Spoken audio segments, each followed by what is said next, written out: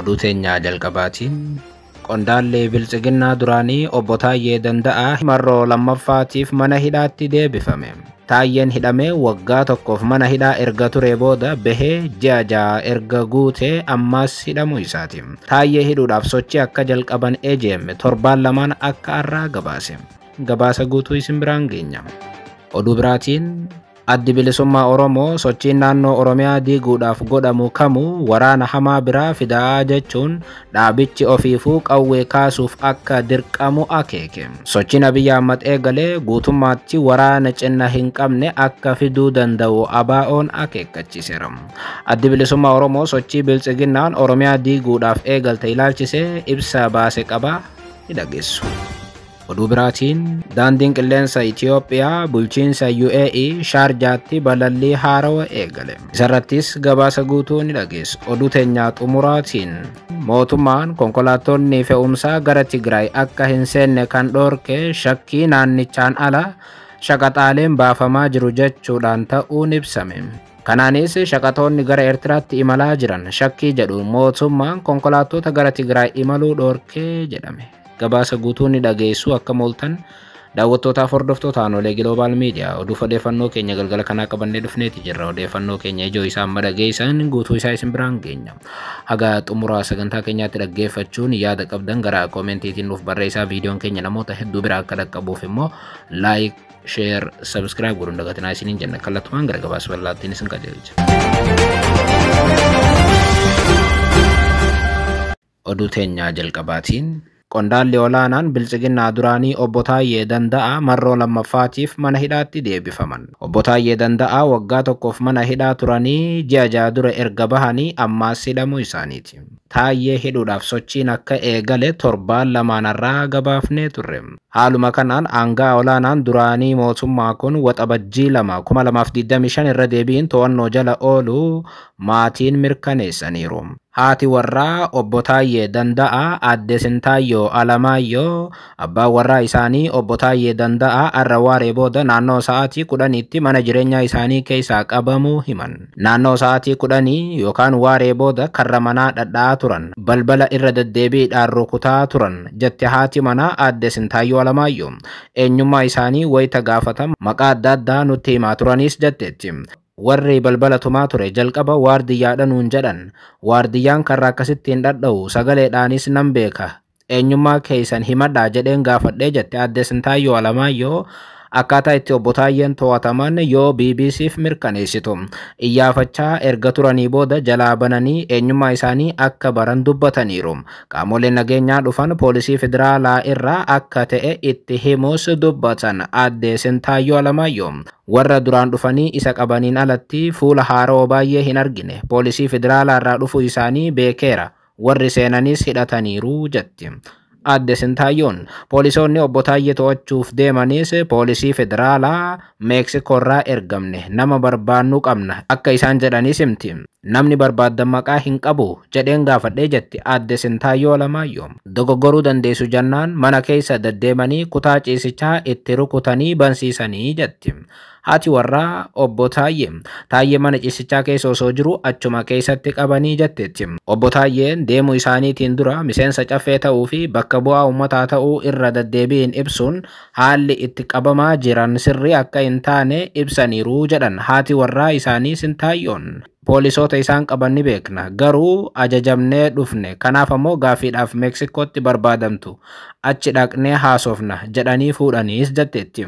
Poolisoonni mooraa seenanii obbo Taayyee fuudhanii deeman 10 ol akka ta'anis ni himti. Maatiin ammatti obbo Taayyeen gara Meeksikoo akka geeffamuuf fudhataman malee achi jiraachuuf jiraachuu dhiisuu isaa akka hin mirkaneessin himaniiru. Obbo Taayyee Danda'aa tibbana irra deddeebiin Abiyyi qeequu hordofeeti amma kan to'ataman.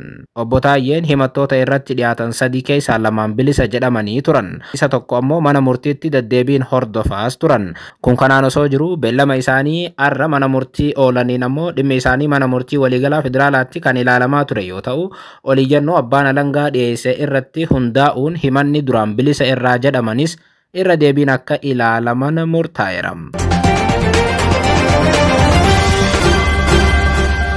Oduu biraatiin addi bilisummaa Oromoo sochiin naannoo Oromiyaa diiguudhaaf godhamu kamuu waraana hamaa biraa fidaa jechuun dhaabichi ofiifuu qawwee kaasuuf akka dirqamu akeeke. Sochiin Abiyyi Ahmad eegale guutummaatti waraana cinna hin qabne fidaas jedhe addi bilisummaa Oromoo ibsa irra baaseen.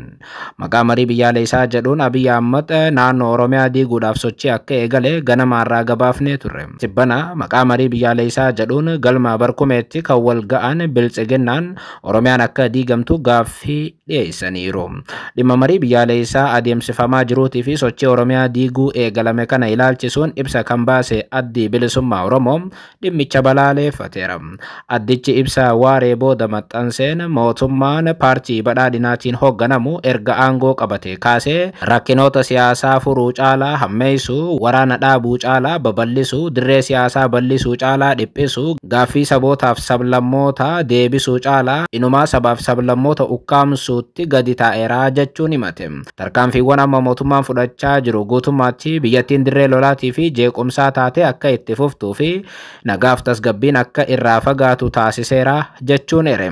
Gama biraatiin ammoo maqaa marii biyyaalessaa yookaan naashinaal diyaaloog jedhuun koomishinii marii biyyaalessaa miseensotaaf deeggartoota paartii biyya bulchuu irraa ijaaree waltajjii marii biyyaalessaa maqaa jedhuun walga'iilee adda addaa gaggeessaa akka tures ere. Rakkoolee biyyattii hudhanii qaban gaaffiilee siyaasaa diinagdeef hawaasummaa hundaaf furmaata kan ta'u akkasumas ammoo nagaaf tasgabbii fi guddina waloo kan argamsiisu mariin qaamota dhimmi ilaallatu hunda hirmaachisu adeemsisuun barbaachisaa ta'uu ABO'n akka amanu ibsa isaatiin hubachiiseera.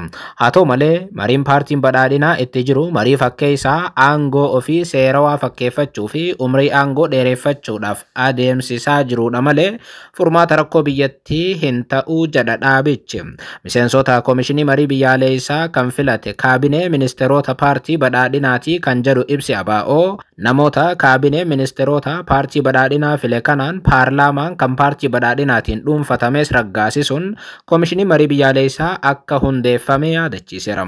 Sababa kanaaf ABO'n dubbii marii biyyaalessaa jedhamee deddeemuu kana akka irraa qooda fudhachuu oolee ibse. Koomishinichi haala kanaan paartiilee siyaasaa jajjaboo Oromoo kanneen akka ABO'f KFO dabalatee qooda fudhattoota hunda alatti gatee mariin gaggeessu rakkoo biyyattii saniitiif furmaata fiduu hin danda'u jedha.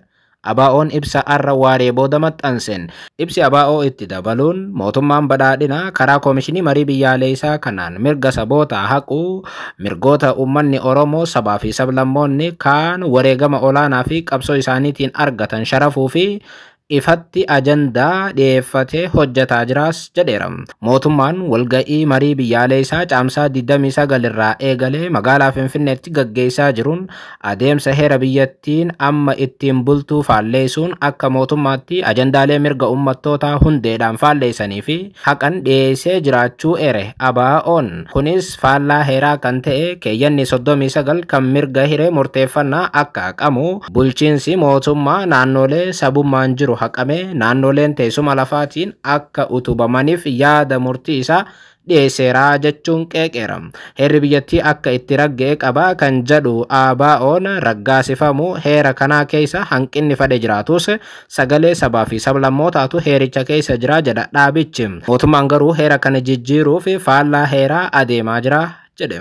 Mootummaan heericha jijjiiruudhaaf akkasumas ammoo bulchiinsa naannoo Oromiyaa dabalatee diiguudhaaf mirga hiree murteeffannaa uummataa heeraan jiru kaasuudhaaf hojjetaa jira jechuun dhimmicha qeeqeera. Adeemsi mootummaan itti jiru biyyattii keessatti jeequmsaaf walitti bu'iinsa biraa hin barbaachifne daran kan babal'isuu fi gaaga'ama hamaa kan maddisiisu ta'uu ABO'n cimsee hubachiise. ABO'n ibsa isaa kanaan tattaaffiin amma godhamaa jiru qaamota hunda akka qawwee kaasan godhaa jechuun akeeke.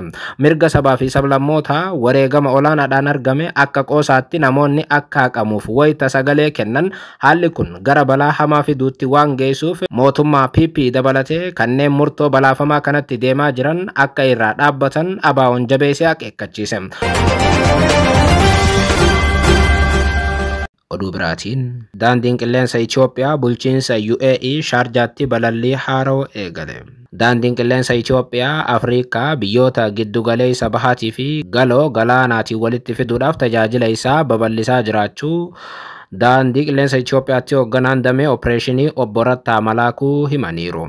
Daandiin qilleensa Itoophiyaa guyyaa kaleessaa bulchiinsa Emireetota Arabaa Gamtoomanii kan taate gara magaalaa Shaarjaatti balallii haarawaa akka eegale himame. Sagantaa kanarratti hooggantoota olaanoo daandii qilleensa Itoophiyaa dabalatee bakka bu'oonni mootummaa Itoophiyaa UAE jiranis saganticha irratti argaman eerameera.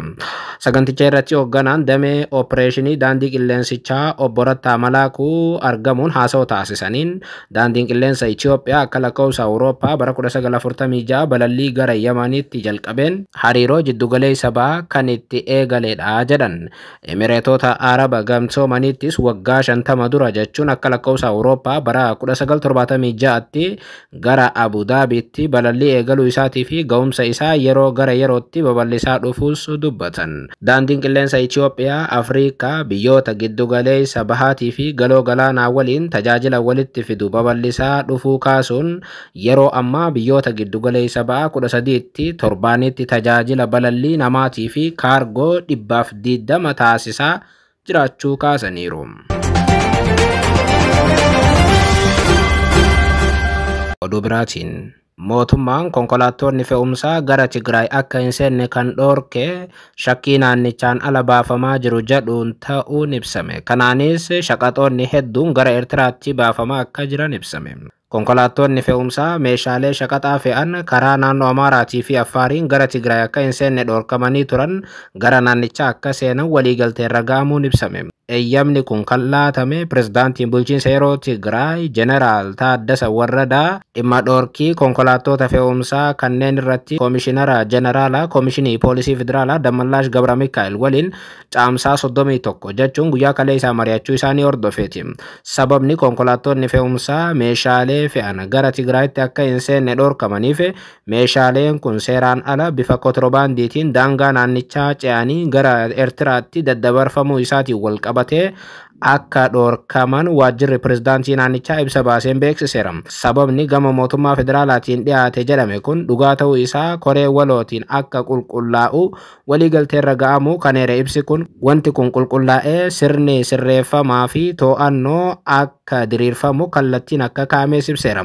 Dabalataanis bulchiinsi yeroo naannichaatii fi mootummaan federaalaa argannoo koree waloo irratti hundaa'uun tarkaanfii fudhachuudhaaf waliigaluu isaaniis ibsameera. Ibsi waajjira pirezidaantii naannichaa akka agarsiisutti bu'aa koree walootiin dhiyaate irratti hundaa'uun tarkaanfii fudhachuudhaaf waliigalteerra ga'amu ibsuun kun hojii waloo qaamolee lamaan jidduutti taasifamu akka ta'u waliigalleerraa jedheera. Haaluma kanaan bulchiinsi yeroo naannichaa uggurri kaa'e konkolaattota dhaabbataadhaan akka gadhiifaman mootummaa federaalaa waliin waliigaltee irra ga'uu beeksiseera.